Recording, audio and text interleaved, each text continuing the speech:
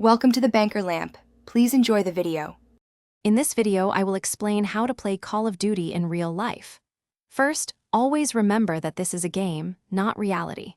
Your absolute top priority must be safety. Always wear proper protective gear, including eye protection and sturdy clothing. Choose a designated, safe area, like an airsoft field or a large private property, free from hazards and public interference. Ensure all participants understand and agree to safety protocols before any activity begins. To truly immerse yourself, gather the right equipment.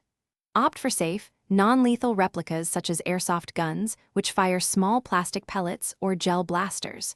Crucially, wear full-face protection, including impact-rated goggles and a sturdy mask, to shield against projectiles. A tactical vest can hold extra magazines and supplies, while durable clothing protects your skin.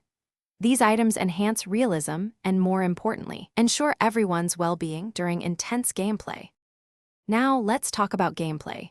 Organize objective-based scenarios, just like in the game. Think capture the flag, domination, or team deathmatch. Establish clear rules for hits. For example, a single hit might mean elimination or a respawn.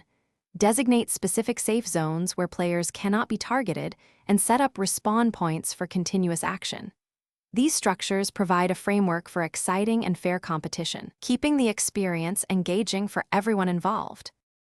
Finally, teamwork and strategy are paramount for success. Effective communication with your squad is key. Use hand signals or two-way radios to coordinate movements and share intel.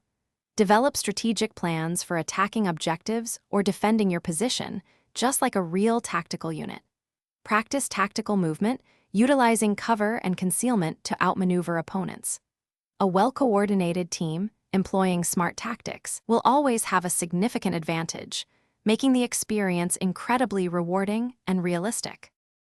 Thanks for watching. If this was helpful, leave a like and consider subscribing. See you next time.